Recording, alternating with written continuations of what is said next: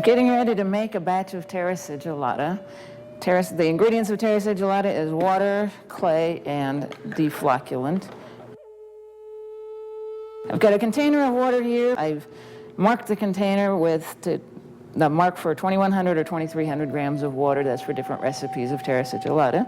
This recipe calls for 2,100 grams of water, which is 2.1 liters.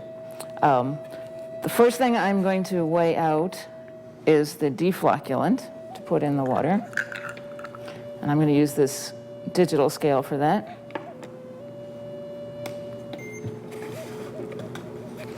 And this recipe calls for 25 grams of Darvan. Darvan 811 in this case.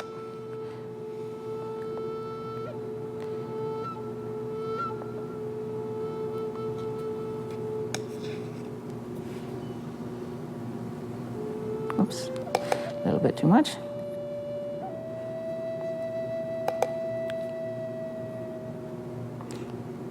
That's why you use a digital scale. You can get really accurate measurement.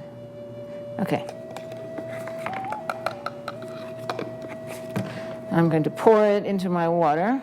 And in order to make sure I get all of that 25 grams, I swish it around in the water. That's why I add the Darvan first. Okay, to be safe working with dry clay powder, always wear a respirator.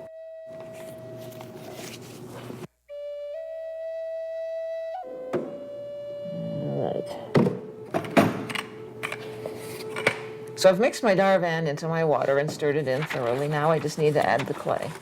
I've weighed out 1,000 grams of clay, and I'm going to pour it into the water. I could use a funnel. I choose just to make a cone out of paper and add it to the water.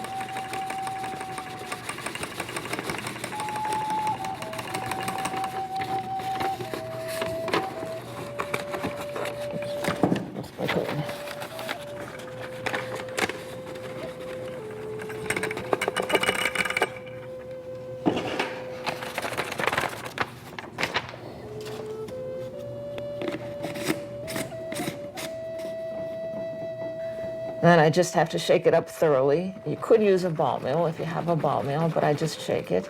And it needs to sit for 3 hours, and then I'll siphon it off.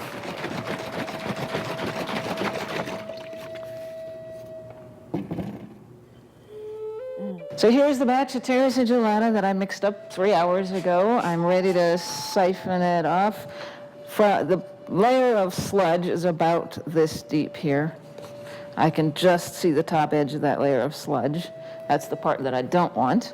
So I'm going to put my siphon just above that layer.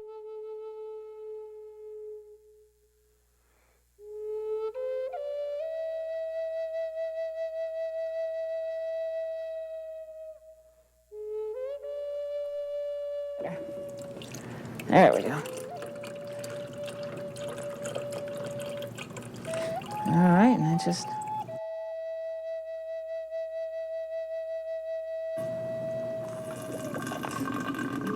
Okay, that's it. And of course, I want to stop a little bit before I get to the layer of sludge. I don't want to get any of the sludge in it. But that's it. And this stuff is not valuable. Don't worry about getting every last little drop of it.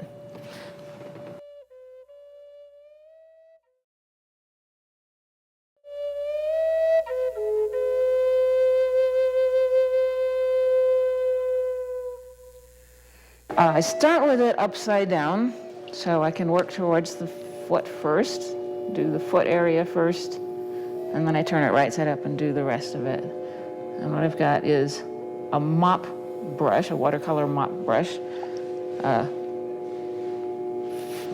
brush with fine hairs that will hold quite a bit of liquid. And the Terra Sigillata is a very thin liquid, so it takes several coats to get enough on there.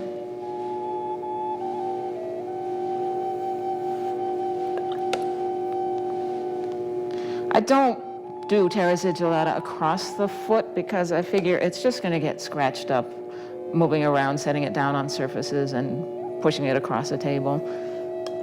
But I do right down to the foot because it's unlike glaze. You don't have to worry about it melting and sticking to the kiln shelf when it's fired. This is a a bone dry greenware unfired pot.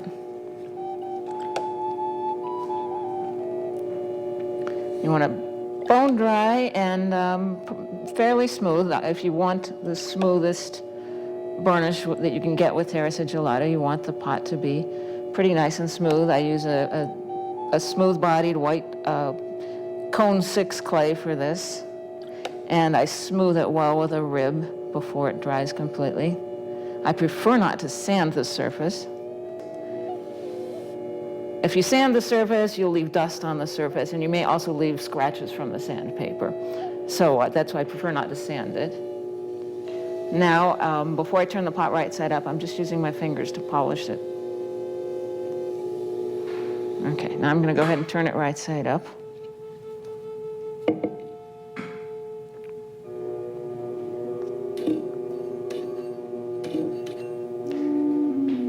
Now I'll continue the job of applying the Terra Sigillata, and I'll start just inside the rim here. I don't usually try to do the entire inside.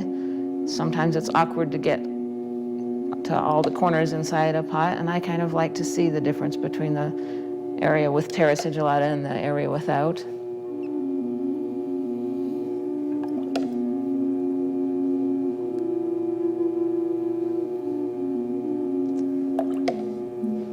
A couple of things you have to watch out for as you're applying the Terra Sigillata, and one is make sure you have a brush that isn't losing hairs. As soon as it starts losing hairs, it's going to lose hairs in your Terra Sig, and that is going to leave a mark. Even though the hair is going to burn out, it's going to leave a little bit of a mark. And then the second thing is don't get your brush so loaded with liquid that it makes drips down the side of your pot, because those drips are going to show. Here's a little drip right here. I'm going to catch that before it drips too far.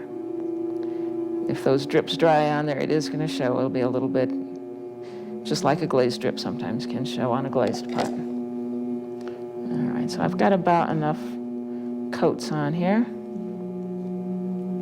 Let that dry.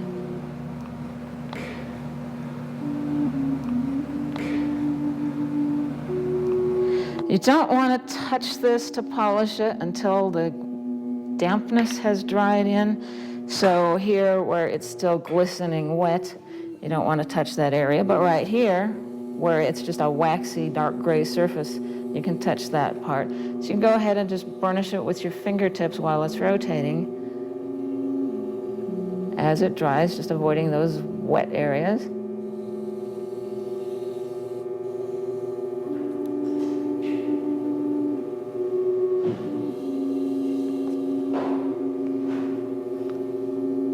All right, I've pretty well gone over the whole surface with my fingertips. Now I'm going to use this auto polishing mitt and polish the whole thing.